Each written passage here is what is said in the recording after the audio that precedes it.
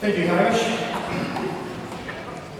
No mai haere mai ki te tino whakeherehere nei, ngā mihi nui ki e koutou katoa. Talofa lava, I mātua, malo, le suafua awhia mai. Warm greetings tonight to this special occasion. How awesome is it to be back at the town hall? It's absolutely fantastic. And yes, I do love every single one of the Rocky movies. So you've picked a great intro there. You can have that all day long. It's brilliant. Last week, we had our new Bishop, Michael Geelan, visit us at St Thomas's to celebrate our graduation Mass. Before Mass started, we were sitting in my office and he asked me a simple question that has been occupying my thoughts.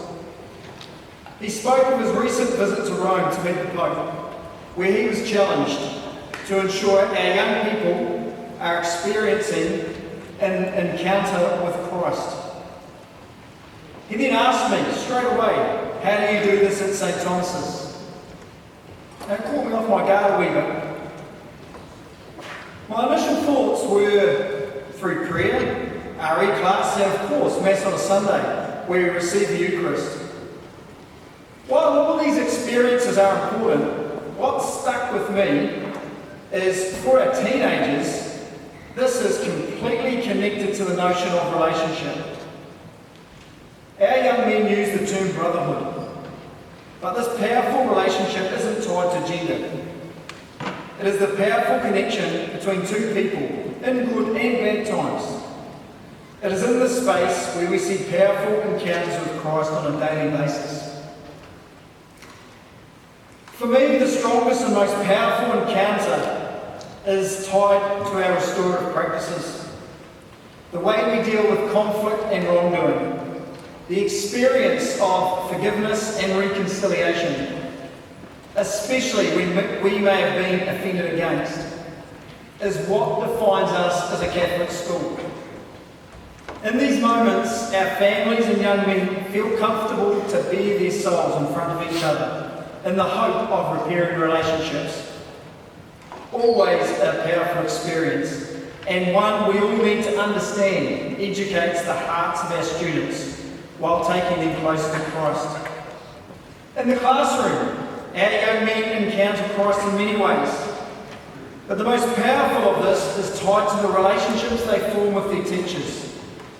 Our staff are a phenomenal group of people. I have never been prouder than this year watching our staff ensure our school stayed open, especially during times where they were absolutely fatigued through sickness, often teaching well over their allocations. They did this because they cared. The relationships they build with their students mean so much to us. This is why I often say to anyone that wants to listen, our students don't have favourite subjects, they have favourite people. This is powerfully tied to a relationship and an encounter with Christ on a daily basis. On the sports field, we see this encounter regularly. For me this year, the sight of students and old boys supporting each other was amazing. We had communities inspired by our students on the sport fields. But what sticks in my mind is the way our young men support each other in times of adversity. Perhaps the clearest encounters of Christ came where I saw a haka used as a way for our students to lift the mana of a dejected team after a loss, or a Fijian hymn sung arm in arm after a loss. These acts aren't scripted, they are done out of a place of love and connection. This year, in the midst of mandates and COVID outbreaks, our staff pulled together a musical in a 6-week window. Phenomenal. This was done because of the power of relationship, the way the students can connect with each other outside of the classroom is something we can never underestimate. To see our students perform in such a joyful way was another example of our students encountering Christ. Earlier this year, we had the devastating news.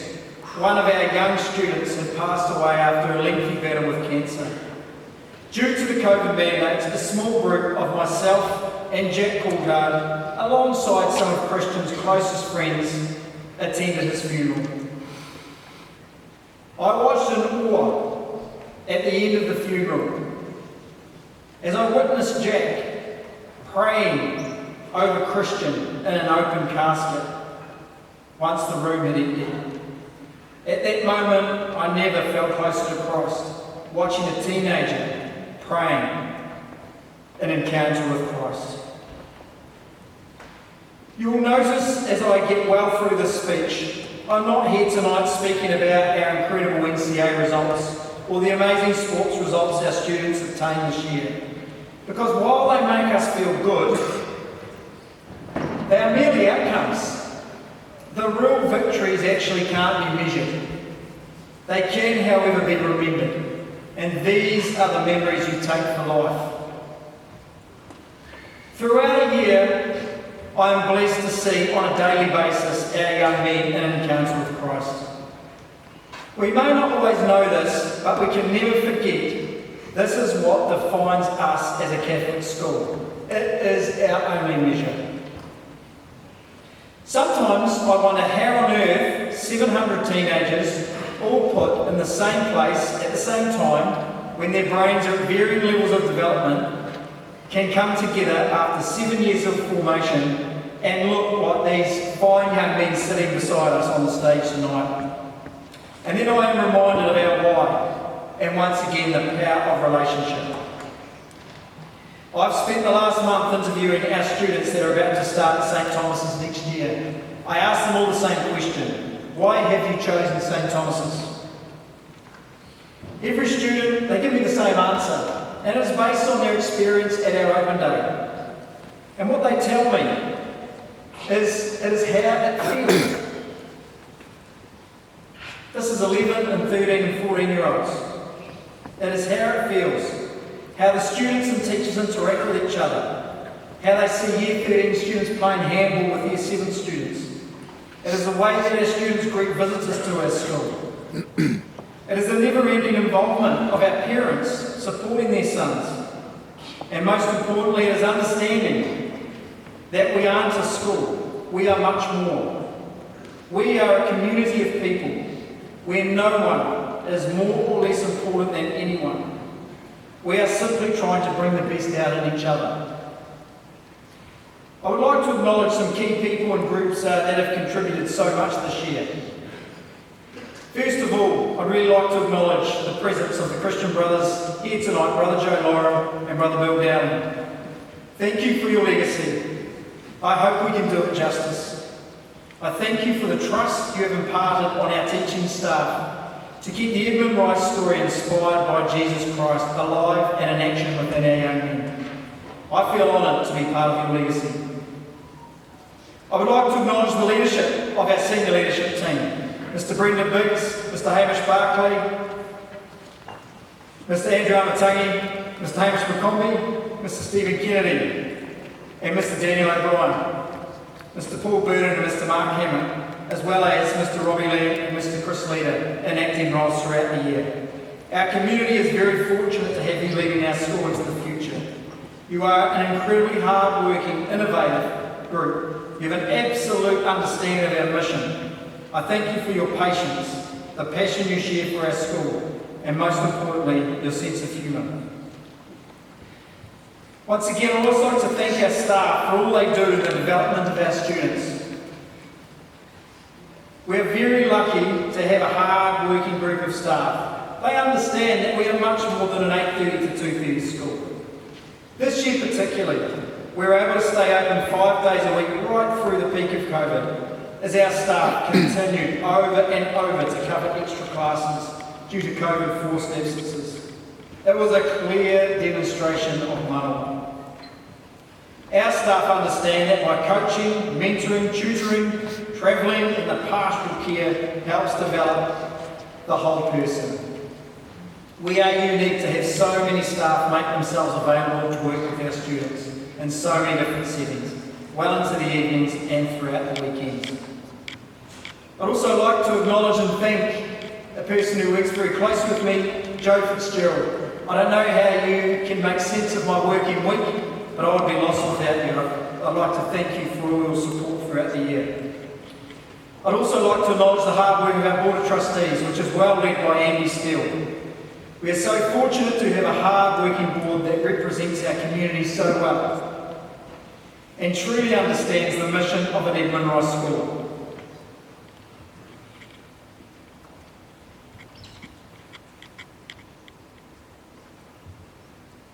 The recent building program that our college has undergone is transformational and holds us up as one of the best in the country. The facilities that our young men get to learn and grow are absolutely top class. I thank our board for their passion and wanting our school to deliver a world-class education and experience. Our PFA have worked tirelessly all year, including tonight, raising much needed funds to contribute towards the facilities at St Thomas's. Schools are always underfunded, and without the much needed support from our hard-working parents on the PFA, our boys would be without much. I would also like to acknowledge our parent community. You're all sitting out here tonight. It is not an easy job raising teenagers in the 21st century, especially with the complexities of a COVID environment. Our students are so fortunate to have a group of parents, caregivers that are hopeful of their sons experiencing as much of life as possible. Whether it be through mentoring days, evening events, fundraising, transport, being the psychologist, chef, the list just goes on and on and on. But it's fantastic to work in an environment whereby we're all working together to raise good young men. I'd like to put out a special thank you tonight as well to my own family, Sam and my children. To enable me to do a job that I'm so passionate about often means my home miss out on my time. I'd like to thank you for supporting me on my journey as well. I want to personally acknowledge the contribution of our Year 13 students. You are a very special group. In your schooling years, you've dealt with earthquakes, aftershocks, many house repairs, terrorist attacks, and a global pandemic. During your time at St Thomas's, you've seen the school change curriculum, gain unprecedented success across both the arts and sport. Your experiences are like no others. The skills and character you have learned will hold you in such a high place as you venture out into the world. I find it incredible. You, as a Year 13 group, are on the verge of gaining our best ever NCA results.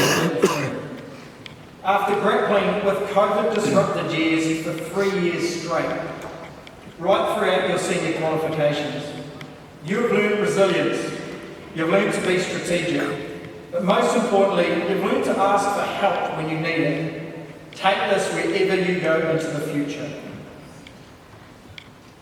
Year 13s, be men of Edmund. Be a voice for those without one. Have the courage and conviction to stand up when called upon.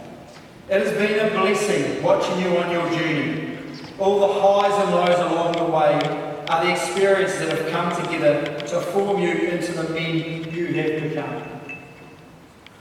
You have each, in your own way, left a legacy for those to follow. The seeds that have been planted here at St Thomas's blossom and grow. Go leave your mark on this world.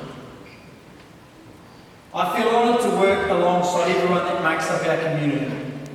The students, staff and parents. I feel grateful and blessed to walk alongside our young men each day, to watch them encounter Christ in so many ways. The future is full of uncertainty, and no doubt there will be rocky times ahead. But my challenge to us all is to ask ourselves this question: how do I encounter Christ? If we answer this through a lens of relationship, let's make the lives of everyone we come into contact with that little bit better. If we do this, we can all live in hope of a better future.